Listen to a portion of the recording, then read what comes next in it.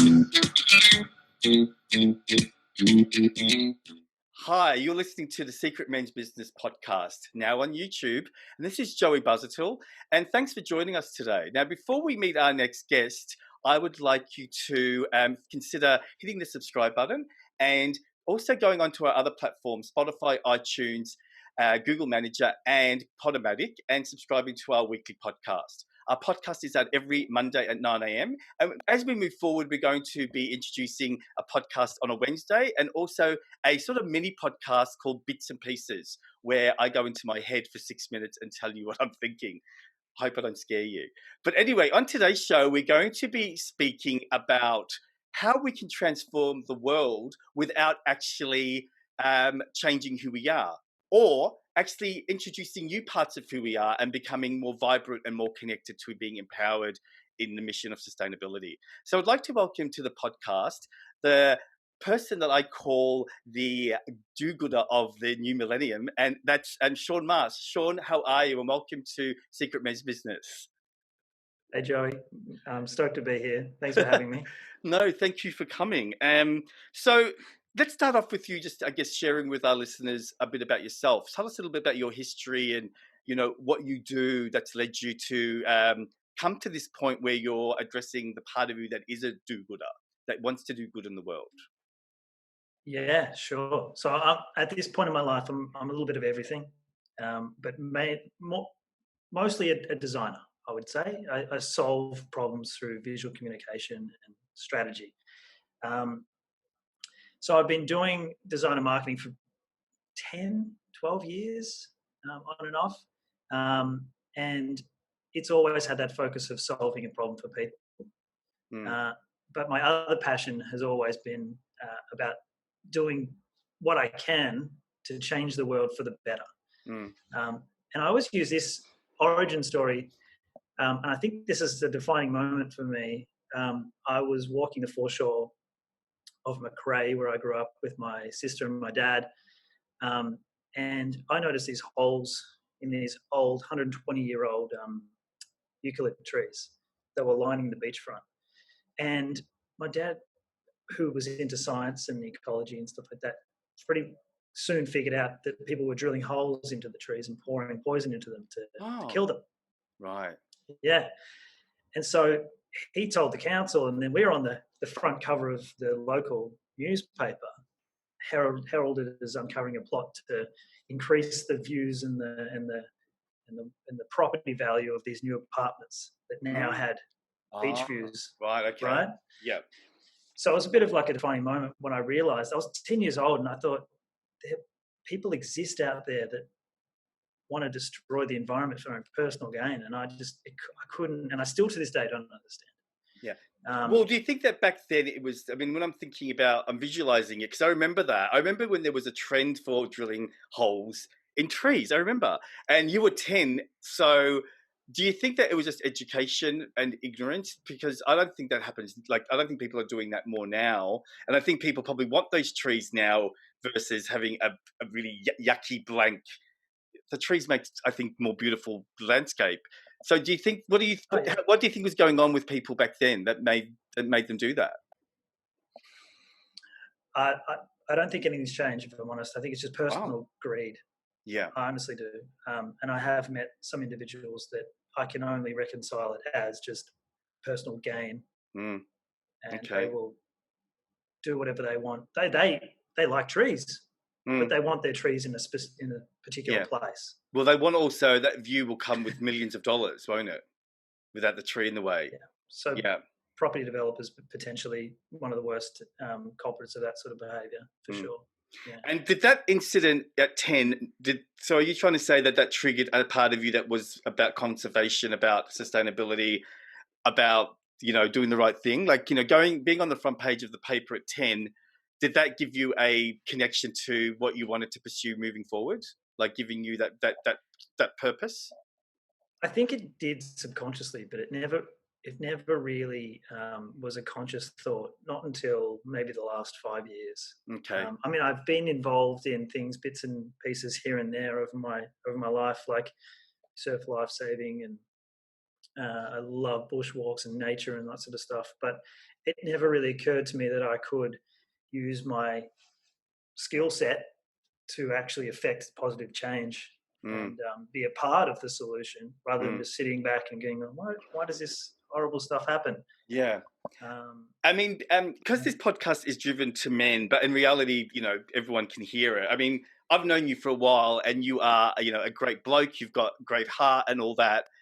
Why do you think, this do-gooder who's been in you all the time? I mean, you've just clarified now when we looked at the questions for today, you came up with the do-gooder part of you. Like, I now realize that do-gooder was around when you were 10, right? So yeah, why have you suppressed him for so long? Why now? Like, because it takes courage to be the man that you are describing to us. What caused you to step into that light? it's always been a drive for me. It's a natural state of being for me, Right, but it's been buried by layer and layer of negative experiences, right. negative feedback, workplaces I shouldn't have been in, friendships and stuff, and situations I shouldn't have put myself in. Lots of negative reinforcement. I grew up as an ADHD kid, Mm, still have it now to this day, and it means that there's certain things that I have to work harder at than mm, most people. And so I have had lots of, why did you finish this? Why don't you sit still? You're a naughty kid. I was never a naughty kid, but I was told that I was. And so I have this expectation that anything I do is going to cause someone problems and they're going to mm, dislike me as a result. So um, I would always hold back. And I would be worried about putting myself out there and my different perspectives on the world and my different opinions. We can do better this way. We can challenge this foundational thinking, because people are like, no, we can't. It's how we've always done it, so we're always going to do it. This is very. I'm not like, I like to disrupt things because I like to yeah, see things and it's like, it's fix yeah, this. It's yeah. not working, right? So I think it took me the last 2 years, I think, to undo Undo it all. a lifetime of thinking that I Mm. was a problem. Yeah, it's exciting Um, because I love. I don't know if I've ever told you, but I love Carl Jung, right? And I love things that involve his shadow work. And there's a famous story about these monks who had this beautiful gold Buddha, and they knew that their country was going to be invaded by war, and so they covered the Buddha in clay. So the people that come and invaded the country wouldn't actually see the potential of taking the Buddha, and they would just leave it. And in some way, but that was you. Like, your story of how you were treated as a child, your beliefs and all that was you covering in yourself in clay. When in all reality, that do-gooder part of you was always going to produce gold. And I'm really excited and proud of you for actually being brave, because that's one thing that I really would love men to do, is actually see that everyone has got gold. And if we just sit back and think that we can't, you know, so the do-good is here. Welcome. Tell us what do you envisage seeing in regards to creativity and design that involves the do-gooder, or the part of you that's brave to be spoken, rather than being, because part of me, and correct me if I'm wrong, I really thought that design and all that was all about money. Even though you described it's oh all about the client, you must be frustrated with that. So how are you going to change that culture, or what's your vision? yeah, I mean, anytime I've ever worked in an agency or I've worked, with some clients, it's always about the bottom dollar. And I sort Yeah. of, a little while ago, I set up my own little freelance sort of studio on the side. And one of my first questions for client intake was like, what's your purpose for being? Mm, Why does your business exist? And if the first answer was like, well, I want to make money, I'd be like, you're not the client for me, mm, because unless you have a why, the whole yeah. Simon Sinek start with why sort of thing. If you don't have like a problem that you're trying to solve for people, Mm, the money thing is just not going to happen, yeah. right? You So is can't there just is, go is there money. people that want? Does that exist? Are there Oh, absolutely. are there people that don't? But when you talk about the money part, again, I just want to get my head around this. Is it that we can still have the money part, but it's not the primary focus? Is that what you mean? Because I mean, like, it's Like expensive so, to see someone and do design. So I guess you want to make money, but you also want to have a consciousness. Is that what you're saying? absolutely. So I think a lot of people, when they find out that you do purposeful work or you do charity work and you make money, Mm, they get all weird about it. They're right. like, "Oh, well, if you were doing such a good thing, you should just do it for free." I'm like, "No, but the alternative is Mm, bad people making money. right. Why can't good people doing good for other people make money? That should be the norm, I love but that. it's not." Yeah. It is. It's bizarre, and a lot of people I know, and even directors of companies will say, like, "I feel uncomfortable with the amount of money I make Mm, when I know that what my purpose is doing such a good thing for the planet." Like, no, you deserve the money more than anyone else. yeah. So yeah, so you like So that's I really love that because I think that's you resonated a really strong message that isn't being spoken about properly because you're right.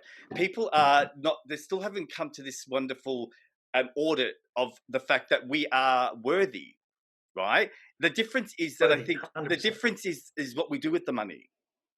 See, so if someone is a shark, for example, and they're doing work because they want more money, then of course that's a different energy. But if someone is creative, they're worthy of money and they have authenticity, so they deserve the money.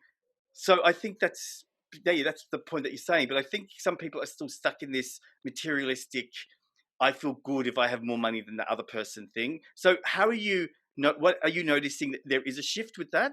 Are you noticing that what your vision is is it where are you at with that? Is it slow? Is it at the beginning?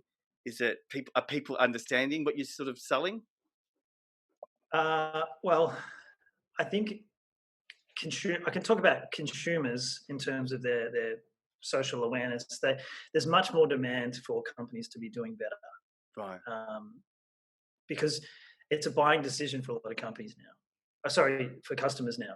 And Mm. so, and one of the things is we yet to mention is that I'm going to start my own podcast, and one of the main things that I want to talk about is ripping to shreds the greenwash that happens in Yeah. companies trying to respond to this. They're Mm. not actually. It's a nice little sticker to put on saying we've done this thing. Yeah. It's Is green. that is We're that is coming, that happening? Is that but happening a lot? absolutely, absolutely, yeah. Mm. The first episode I'm going to launch goes into that in quite some detail, Okay. um, and it's hard because at the moment a lot of people they want they don't they expect not to be lied to, or they hope not to be, and they demand transparency. And so companies are like, oh, we have to show that we're doing something good here, so let's just slap a nice label on it or a nice statement or whatever it is.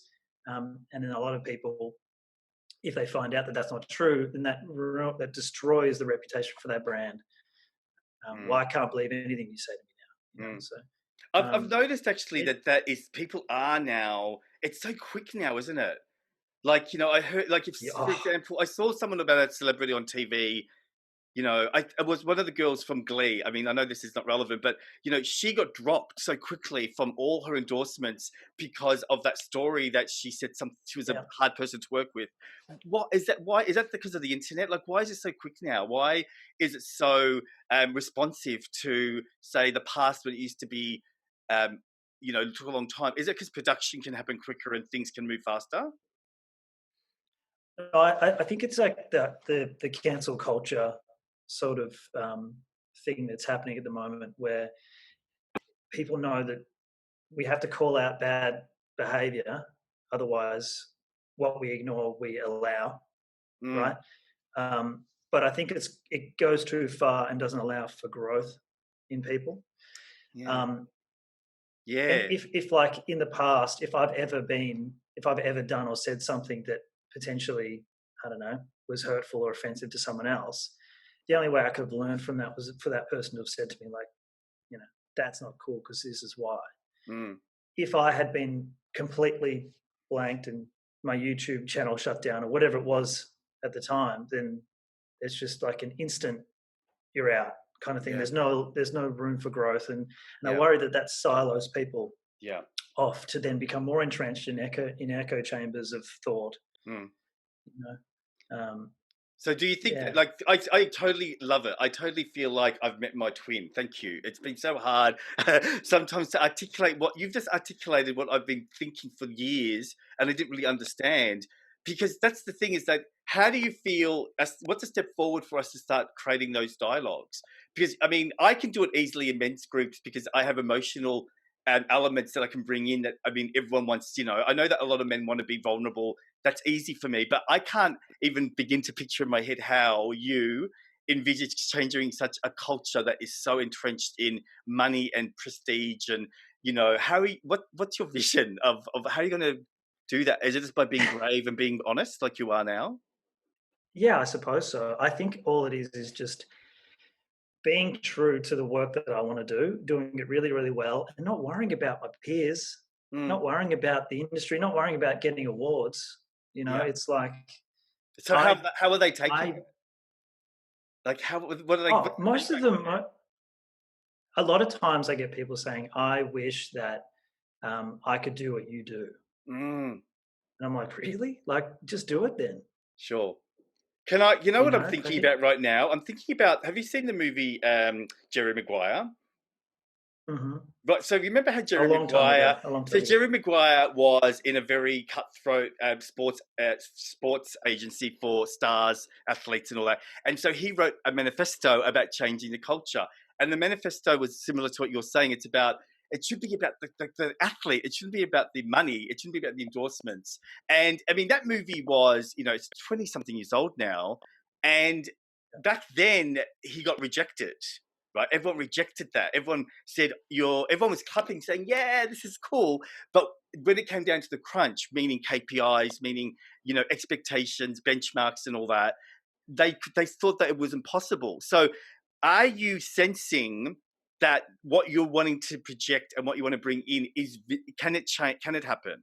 Can we see a global shift in consciousness with the way that people see um, creativity and design and advertising? And do you honestly think it's going to happen soon? Like what's your vibe about it?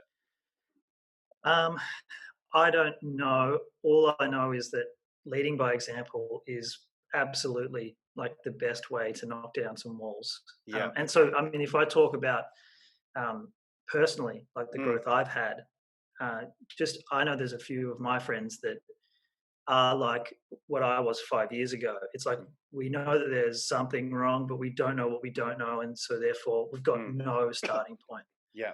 Um, Are you and I think influencing them? Like, are they sort of looking at you as a role model now? Or maybe not, I know that word people feel funny, but you're a role, you're showing these people. And that's the beauty of what's going on in the world right now. There are people that are equipped to show, and I call them light workers. So that's what you are. You've got a light, and then all the people that are back there in the dark go, "Oh, look, there's a light," and they follow you. So your friends, without you realizing, are going to be subconsciously changing because you're leading them through example. So are you noticing that shift already? Yeah, well, I mean, I can't speak for all of them, but there is one example. I'm working with a guy at the moment on a project, and with my strategy work, I always ask more personal questions because you can get to the truth much quicker Mm, than if you were to talk about margins and customer insights and blah blah blah. And so I had a really good call with him, seemed to go really well, and he called me back 20 minutes ago, 20 minutes after, sorry, and he said to me, "Marshy, why why do you always ask me how I feel?"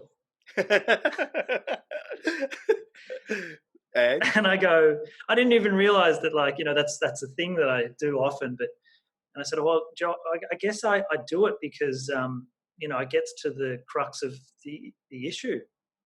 Your how you feel about something mm, is much more tangible, I mm, guess, than saying like X, Y, Z, and mm. and I don't know But do if you that sounds really? a bit But don't arbitrary, you but think also that it's because I can say this because I know you and I can observe you. Is that see? I feel it's because you've left all the bullshit behind and you've stepped into you. And so when you are connected to yourself, everything has to be about feelings because everything in the world is about others. While when you're in your head, when we're in our heads, we don't give a shit about anyone else. Right. So I feel, again, I'm going to say it because I'm really proud of you, is that you are authentically being present. And when you are present, you can demonstrate to our listeners how easy life becomes. Life's easier now, right? Isn't it? Oh, yes, yes, it is. I mean, so much easier. So much easier. But I will say that, like, I've come from a place where I could not sit in a park, Mm, in like Faulkner Park, for example, where I mm. used to work nearby. Every lunchtime, I used to go and meditate because I had to. I couldn't get through the second half of the day unless I did. Yeah, Um, and I could not sit on a park bench on my own with no one else around, and sit there comfortably with my eyes closed because I felt like someone would judge me. Like, yeah, that's where I was. And if I knew that there'd be anyone walking past me, I would be so aware. It was such a ridiculous frame of mind to be in, but sure. I couldn't get out of it. And the only way Well, I you are now, could right? is, the work we were doing is step by step by step, Yeah. step, So and for you, just changing the can you story. reflect, because it is about the Buddha again, that mud coming off, and that amazing do-gooder. I love that word. The amazing do-gooder, the good So part do of I. you. It does. I want to get a T-shirt that says it.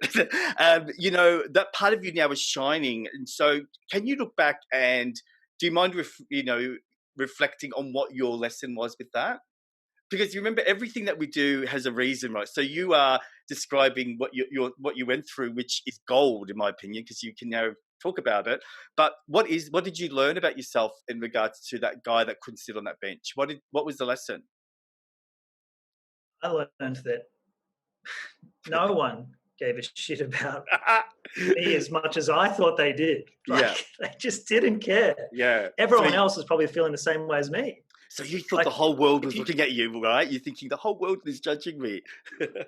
yeah, yeah. And it's Yeah, like, if you can see with people where they're trying to change, like they're trying to fix their hair or whatever, yeah, um, no one is judging their hair as much as they are. yeah. No Well, one. because everyone sees the world as a mirror, and everyone wants to be liked. But was there a moment when you sat on that bench and it clicked, or was it more? Did you have that moment, or was it just a gradual thing that you didn't realize that you were No, actually comfortable? it was so gradual. And I think what repaired a lot of damage was changing jobs Right, and working in an environment where there was nothing but love and acceptance, and there were no real prickly characters that would get a kick out of bringing you down. the No ego. sales team. Yeah, yeah. But also, you're, Um, that's another interesting point, is that you were in an environment of ego-driven people, men, women, whatever, and you were yeah. triggered by that. And I believe that the reason why you are now in this wonderful state is because you let go of that ego. So, was it hard for you to actually have that conversation with your ego to tell him to piss off? Like, did you find I, it hard to do that, or was it an I easy had thing? to unlearn. I had to unlearn it. I just had to, and I really do mean, like, I literally had to unlearn it. And it's not Wow. just one day. Yeah. It's just constantly. So this is like the best advice that Mm. I've heard, and I say this to people all the time: is, if you're getting through life and you're saying, "I'm such an idiot, I'm so stupid, I'm making so many mistakes," turn that around and say, anyone else in my life that matters a lot to me, would they ever say that to me? Like, Mm. and the answer is never yes. It's Never. all like, there's no way someone would talk to you the way you talk to yourself Yeah. sometimes. And that's true, And isn't it? that's a pivotal moment for me where I'm just like, be a bit nicer to myself. Mm, Like, mm. why am I doing this? Like, this Well, serves me in no why? way. Again, I'm going to go back to that lesson, because this is an important Mm. element of what we're talking about. Like, why were you doing it to yourself? I guess I was repeating the narrative I'd heard over my entire life. Mm, It was easier to dismiss a challenge as me being the problem, mm, rather than potentially the situation I was in or the mm, people I was working with, or mm. rather than going no and backing myself. Like, I couldn't back myself in all the times. I knew that something could be better. I knew that there was an easier, more efficient way to do something, but because other people had a louder voice or seemed more confident to me, I would be like, okay, cool. Or maybe it's my bad for trying to, rock the boat. Mm. Okay. Um, And I Mm. guess because you know, again, I love and I'm excited about the fact that you are. There's an element of you becoming that role model, that you know, the advocate that's going to help change culture. At the moment, what do you think is some of the main problems for men in regards to that ego? And I guess, can you give us, I guess, a more of a lean towards your industry? Because I know I'm not in your industry, and please, I apologize for being assuming, but I do see your Sure. industry very like driven by, you know, you know, there's images of partying, and I know it's probably not true, but there's that high level imagery because it's a good, I guess, profit making industry. And so I guess a lot of guys may be stuck or fused with their egos. You know, what is the main reason why you think people may not come across to seeing things the way that you see things? When you know that there were some people in the park that were feeling the same way as you know, like what's stopping those Mm. people from seeing or doing the work that you've done, you think? And try and connect it to men. Like, why are men stuck? I guess we feed the problem as a gender. We're told throughout our lives, harden up, you know, boys Mm, don't cry, you know, talk about your feelings. yeah. And so like certain things like, you know, oh, I'm the breadwinner, or Mm, you know, I'm the boss, you know, like these titles, these badges, and yeah. So this is that the clean culture? shell. Is that the culture in design? I mean, I wouldn't say across the board. I'd say more in advertising, Right. much more so, because that in that world you do have to push your opinion, Mm. because creative is so subjective. But in design, there are some design studios that are full of wonderful, wonderful people. Yeah. So Um, because of your, I guess because of what you are, you know, your vision. I know we keep coming back to this, but you know, do you think that it's going to be a transformation that's going to happen quickly because we're going through so much at the moment with the world? Like, you know, I wanted to sort of, you know, ask you, like, has your culture or your industry changed because of coronavirus and what the world's going through, or are you guys not affected? Because this is an opportunity, I guess, for change, isn't it? Because things are mm, changing in front of us. I mean, yeah, you just have to look at like um, historically workplaces saying there's no way you can work from home, Yeah. and now there's no way you can come into the office. So we have to pivot. Yeah. Like, um, so I, luckily for me, I've been gainfully employed since the COVID thing. Mm, Um, and my digital skills mean that I, you know, can fulfill the needs for certain people. But obviously, when businesses stop making money, they're going to need to market and advertise less, yeah. um, and then that will affect me. Mm, However, my I've already diversified enough that, you know, I will want to work into renewable energy and those sorts of and societal things that we will always need. mm. Um, And is that rippling across to but other people that you know? Like, you know, are other people around you, are they, because the key word for me for coronavirus, it shouldn't be called coronavirus, it should be called adapting, right? So you said some of the key things there, because, resilience, yeah. yeah, you've demonstrated the element of moving forward. And I'm surprised that a lot of people aren't getting that. Like, a lot of people I hear are saying the same thing. Oh, we're going to go back. When we go back, when things go back to normal, people don't realize that we're not going back to normal because this is normal now. And so it's all about Yeah. adapting. And so are you noticing people in your industry that are still stuck and they just are trying to solve a solution by old ways or old strategies versus what you said, diversifying and seeing things differently? Like, where are people at with the change, I guess? I mean, there are there are people and there are business owners and there are organisations that have rested on their laurels for years, doing the same thing over and over again. They will not survive this, Yeah. So we're not going to you see know, things the same, aren't we? Things have changed, in your opinion. because it won't work. It Yeah. can't work. Mm. Gone are the days of walking past a shop and then just, you Going know, in. nicking in there. You have to be online. You have to market effectively. You have to think efficiently. Mm. You have to change the old ways to suit the new. Mm. I know of a few people that have completely changed. A good friend of mine was a Qantas pilot. He was stood down and he was international. And Mm. it's very unlikely that those will be going back to normal For within the years. next year or 2 years or whatever. Um, and so he's decided to become a climate scientist. Like incredible, incredible. You know, Yeah. he's smart enough to go, this is what's happening. I need to Yeah. pivot. You know, as much Yeah. as I hate the business term, but it makes No, sense no, but it's to go just this way now. again, like, and I know you don't know the answer because you're not them, but why do you feel those people that are around you aren't doing that? Like, is it because of what you said earlier that there is an entrenched culture of um of what they think that they should be doing versus what you're doing, which is actually, you're being brave and you're being spoken about, you're being, the do-gooder. Like, is it because some of the guys or some of the people that run businesses are just fused with the old way and they just don't see that we're changing? Is that the main reason? I, I honestly couldn't say. Okay.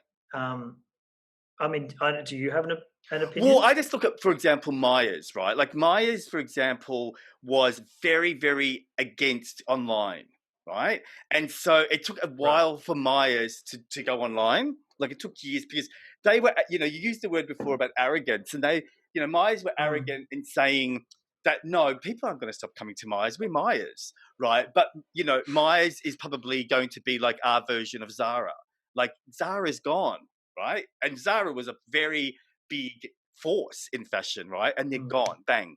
And I think that's what the coronavirus has done. Like people haven't realized yet fully that certain things are gone, poof, gone, right? So if you don't adapt, I personally think that there's two things. One is the ego part, and in your culture, yours is triple because you've got this stronger ego about look how good we are or look what we've done in the past. And I think the second part is fear. And coronavirus has allowed people to experience their true selves. It's all sort of bubbled up. That's why we're noticing a lot more people being aggressive online, and that sort of, mm. those two separation groups. So it is fear. And if to adapt, you have to have no fear. To be creative and adapt, you've got to just do it. And so I think Yeah. the main thing is fear. I don't know, like um, people are afraid to take a risk because they think that's not going to work, but they don't realize that what they've got now is actually falling apart. Yeah, I worry a lot about, the Uber drivers, even some bus drivers, any industry and the Qantas parts of this world, like Sure, but you just roles that, demonstrated, right? You demonstrated that people can shift. oh, absolutely. But I think if you're the kind of person that's just like, this is my life, I'm cushy, I'm comfortable, you've had very little experience with challenging that. Yeah, And so when you're forced to do it, it's going to cause fear. sure. It's going And to is cause that panic. because you're like, you're youngish, and again, when I think about millennials, right, I really feel sorry for millennials because millennials have been very, very influentially guided to have a life without trauma. So for them, this must Yeah. be the biggest freaking scariest thing in the world. And so they don't have any skills to do that. And that's why, my industry, anxiety is up 3,000%, right? It's intense, Crazy. right? And Yeah. so, when I think about the Uber drivers and I think about those people that you mentioned, they're not listening to the fact that there's probably an extra 35,000 jobs that are being created, but you're right, they don't look at that. What I love is that I get my food delivered by the Coles people, and my Coles delivery man used to be an owner of an advertising company. He tells me, I go, "How are you going?" He goes, "Oh, I'm Wow. good. I'm just, I'm now delivering Coles, and I used to own a company." And he's really, I was upset for him at first, but then I Right. realized, no, this guy isn't upset. He's actually just adapted until things may shift. And I just got really Yeah. empowered by him because you know what? He didn't demonstrate any shame or any discomfort. He was just owning the fact that, you know what, right now, this is what I do and who I am. And it doesn't mean I'm a bad person. No, and it's so awesome because I mean I've done that. I Have you? lost my job once upon a time, Mm, and I ended up having like the only thing I could find was to sell shoes at Platypus. right. I was definitely the oldest person on the floor. Mhm. but I killed it because I had to. In order to have rent and food paid when I was, living at home, Mm, like, and you I had to. was the number one seller. Yeah. So You know, you didn't step into shame. You actually stepped into empowerment. and I was like, how can I make this as good as it can be? Yeah.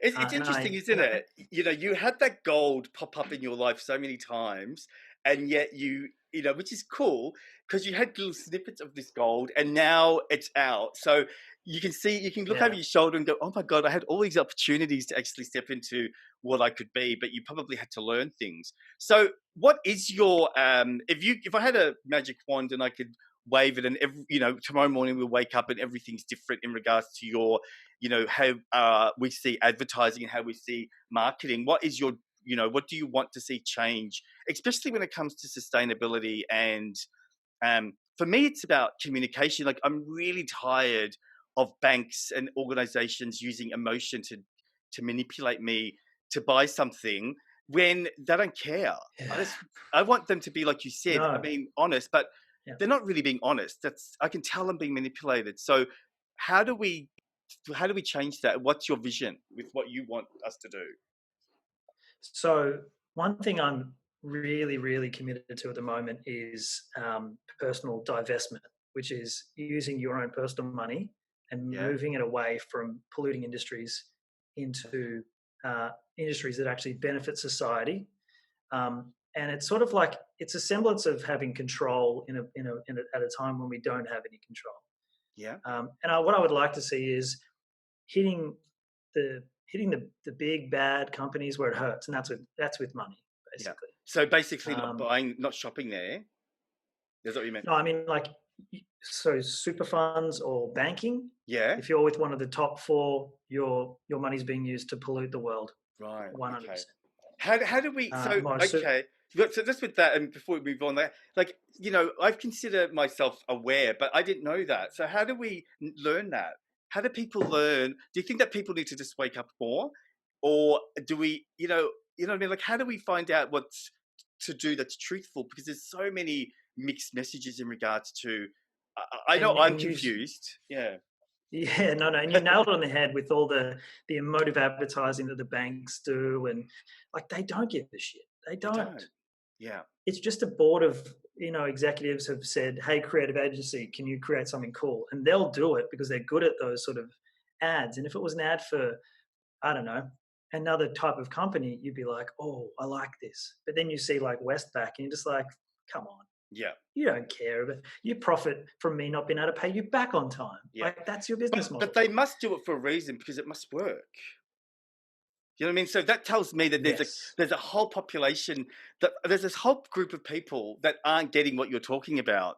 So that's why this question is really important. Like, do you feel like this is going to be a slow burner, or do you feel like because of coronavirus and because of everything, like this year has been, wow, a big year, that we're just moving so fast that things will change fast?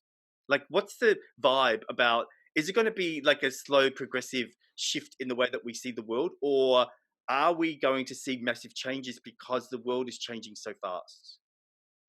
I think people are forced to think differently. There is Y- no other way to do it. Right. Everyone's talking about moving forward, changing, Yeah. adapting. A lot of the conversations I have with people is like, "Oh, I'm very lucky," because people realize now we're all in this together. Mm, So it's like the ultimate equalizer. mm. Um, and I think that people are, for better or worse, are more educated and they're looking online or worry about the misinformation that's out there, though. But all in It's all, that. people That's are the, having conversations about adapting. they are. See, because you've really raised a big point that I now have to leave you and go and research, because it does. The thing is about I see there's a part of me that believes that there's a lot more corruption than I believe, right? I'm a good person. I'm a do-gooder as well. And I just believe everyone, not fully, but especially when it comes to Mm. corporates, right? But the thing is that it's difficult to navigate that, where, you're coming from a really beautiful culture of stepping into, asking someone how they feel and being invested in emotion. And then that will trickle down to their products and all that. But I feel that it is difficult because sometimes those things cost more money, right? That's one thing. So the products cost more because it comes from this better place and it's not as, for example, mass produced, right? The second Mhm. thing is, Mhm. I also believe that sometimes the culture that we live in, we only believe something for a short time. So I'll give you an example. Like, I know that there was massive talk about fast fashion in some of the countries, right? And so there was outrages, and people were going to boycott certain labels. But then I just saw a documentary recently where there was this loophole where if you send your clothes or your order to North Korea, right? They send it over the border to this place where they make it in a sweatshop, but it's called something else because the company that you're making clothes with is really known as a fashion company for furniture. So there's all these things that you think you're Yeah. doing the right thing. I'm not going to buy that t-shirt. Oh, look, they're good now. How do we know, or what do you think we should do in regards to Mm. being connected to a real sustainable purpose rather than thinking that we are? So my suggestion would be that if you pay a little more for Yeah. the same product, Mm. typically those margins are being spent on making sure that they stick to their So you guarantee, you their you ethical. feel comfortable saying that, like you feel that you trust. I guess because you are the do-gooder, there's a part of you that's, are you connecting with these people and knowing that they're authentic? And I'm not doubting what you're saying. All I'm saying is that historically, sometimes when people say good things, right, and we believe them, you know what I'm Yeah. saying? It's like, especially like with politics, right? We think Oh they're yeah. selling us good things, but in reality, when we scratch it a little bit, we go, oh my God, there's more corruption. So Yeah. how do you know that is, how can we trust? That's, I guess, the question. So one thing Sorry. I've learned recently is that you can say anything you want, but we have to start looking at people's actions Mm, and saying, do these marry up? Like between mm, people, between organizations. My partner tells me this all the time. It's like, do your actions meet what you're saying? sure. I know. So And I it's get, something that I've been blind to over the years. well, I mean, like, Um, we have been, because like I'm in shock at the moment about, I know this is diversing, but Alan, for example, right? Ellen DeGeneres. Everyone loves Ellen, but now all of a sudden we find out Ellen's a witch and people don't love her because she's really mean. So that's a yeah, shock, you know what I mean? So that's a simple example that can probably be manufactured over so many different companies.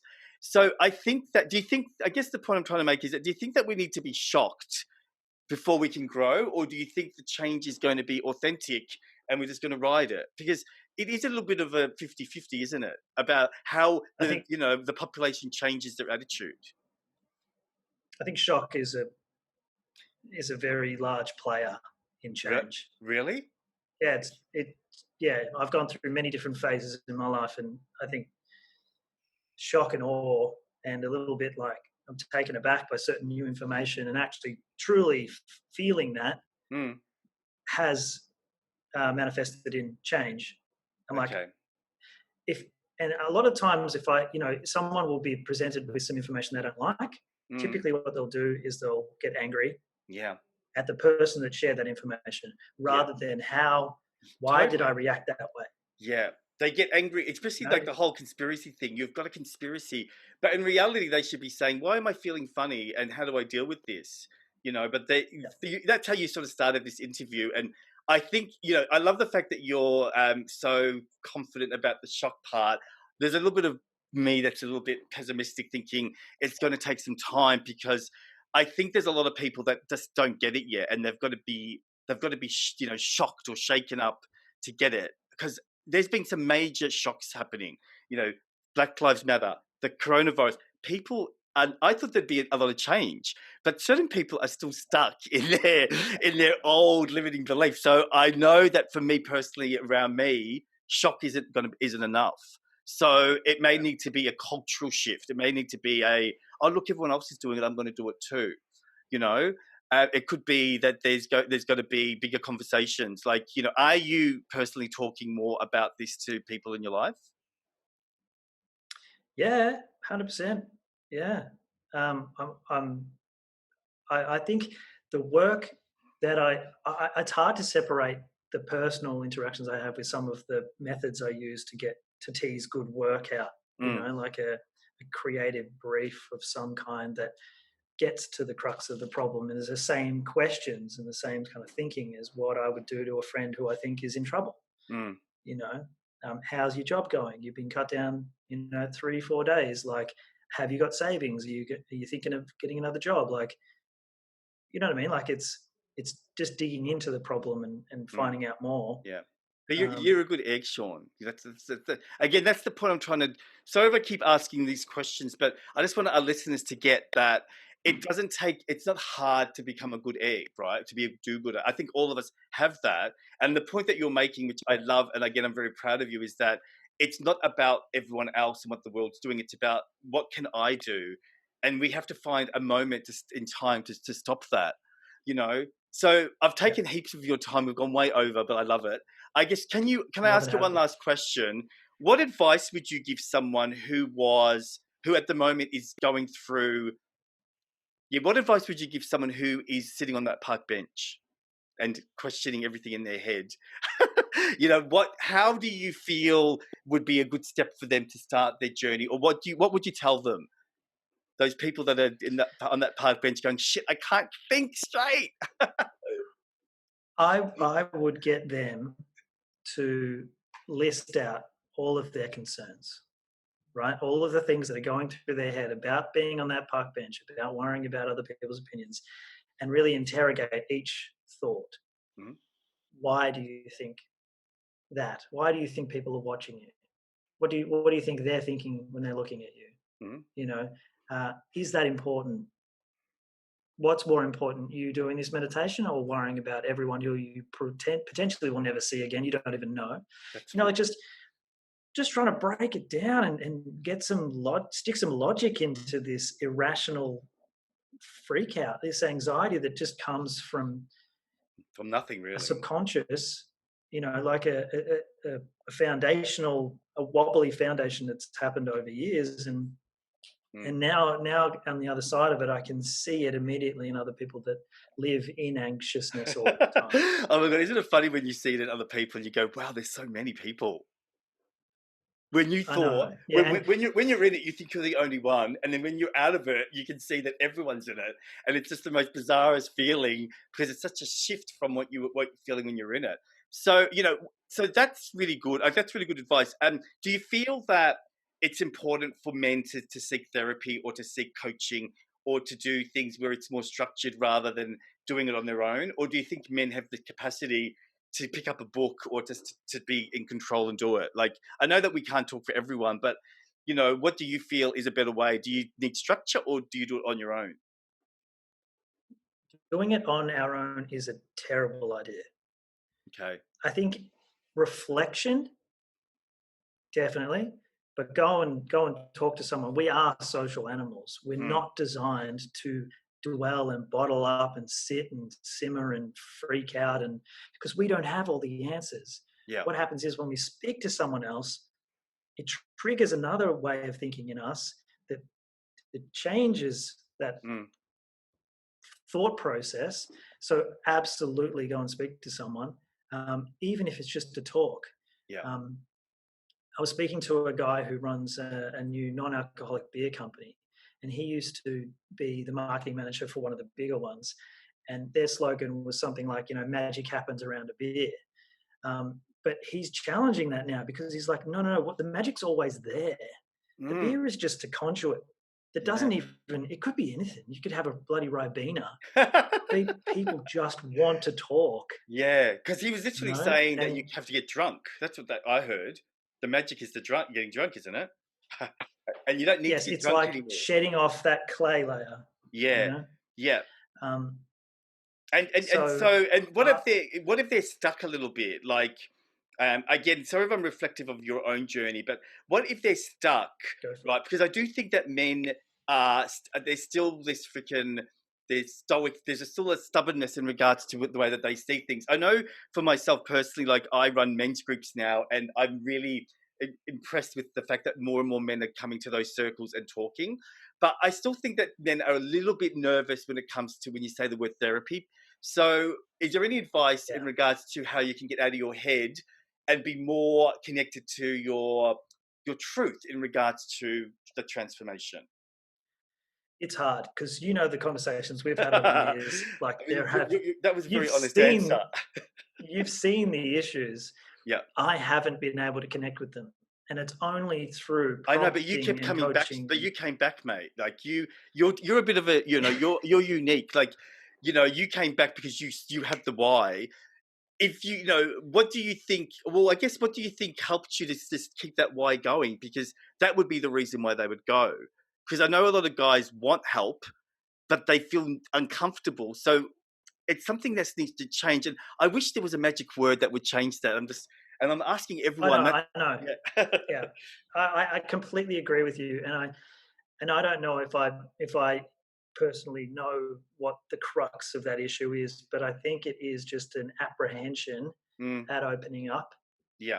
But it's so funny because when you do, the weight that is lifted is amazing. I remember Yeah. when I had our first session with you, I walked it was like I walked 20 minutes to get to you because I didn't have a car with Yeah. me. And I walked home, I was on cloud nine. And you got It home was in 3 like minutes. years of stuff was just shed. Wow. So I would suggest that if you're apprehensive about it, know that even taking a chip off the top of that iceberg is an enormous relief.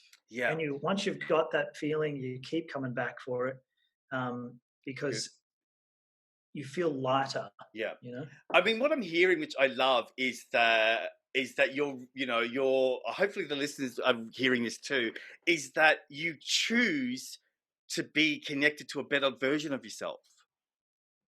I mean, if Yes. someone's Yeah. sitting on a park Yeah. bench and and this is not about you just in general, but if someone's sitting on a park bench and they're twisted on a lunch break because they can't go back and finish their second half of the day, seriously, if you don't address that and go, there must be a better me, there must be a better version of me, that always fascinates me is that Yeah. they're choosing that version over the other version. They'd rather be in misery rather than the better version. And you are, an example now because I know both versions, and you are telling us that this new version is awesome. So thank you for sharing that. I just want men to realize that there is going to be another version, right? And the reason Yeah. why I'm bringing that Yeah. up is Absolutely. because suicide is because the guys are committing suicide because they think that that's not going to happen. Now, again, I really want to thank you for being honest because you said something that I think a lot of times people don't say. It's freaking hard. It's hard work, right? But it's worth it, isn't it? Yeah. It is hard, but you need to do it incrementally over a period of time. And if you look at it, don't look at it as a massive mountain. Look at it as like there's a little step. Yeah. I've got this new slogan I'm trying to live by at the moment called "Difficulty be damned," Difficulty be which damned. is short-term pain for Mm, long-term gain. cool. Typically, what everybody does is they say, "Well, short-term gain. I'm going to flick on the TV. I'm going to have a drink, or I'm going to maybe just go for a run Distract. and pretend I don't have a problem." Yeah. But then there's long-term pain, and then that builds up and builds up and builds up. So I train myself to become aware of when I was doing that stuff. Mm, When I was like, this is too hard, sweep it under the rug. I had to catch myself and say, just do it. And yeah. then I did it. And I was like, wow, it's done. It's easy. Like I did the session with Joe, or I spoke to someone about an issue that I had with them and resolved it. Like tackle it head on and you become stronger as a result. Yeah. I've got my own version of that. I tapped into these guys in America, and there's 3 guys, and I love them, and their slogan is "Seek discomfort." So they say that every day, if Okay. there's something that's uncomfortable, go looking for it and jump Uh-huh. into it. And it's basically fast tracking the embarrassment. I mean, we've talked about this. It's like, if you're nervous about something, don't say I'm nervous. Just jump into it and realize and normalize it. And so they've been really helpful in me, challenging myself to do things I never thought I could do because I'm seeking it rather than running away from it.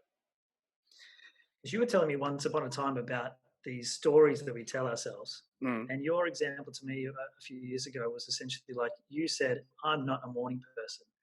And then yeah. you got yourself a dog and Yeah. you're up at 5 a.m. Yeah. walking I'm, that dog. I'm still And you up were at 5 like, a.m. after a while, you're like, hang on, am I a morning person? Because I'm doing this okay, Yeah. you Yeah. know? I mean, how funny And was it this that morning? resonated with, hey? I was going to say it was actually funny this morning when I emailed you at 2 a.m. and then your response was, "Wow, that's a long day." And I didn't sleep, like I literally didn't sleep at all. So I'm not even any morning or night now. I just don't sleep. I'm awake all the Yeah. time. Okay. No, joking. Wow. That's not healthy. I don't recommend. I'm joking. So Sean, before you go, give us one last statement. How would Sean like to? What's the message that Sean wants to send out?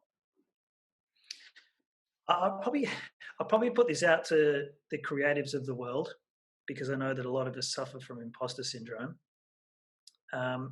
Your technical skills are very important, yes, but don't rely on that to be your self-worth. Learn strategic creative thinking so you have a stronger position to defend your work. If you're judged purely on your ability to move pixels around, anyone can have an opinion on that. But if you design with strategy in mind, solving for a purpose or a person, it'll feel so much more successful. I've got goosebumps. Something I wish I knew 10 years ago. Yeah. I'm going to call you Jerry Maguire from now on. Show me Jerry the Maguire. awareness. Show me the awareness.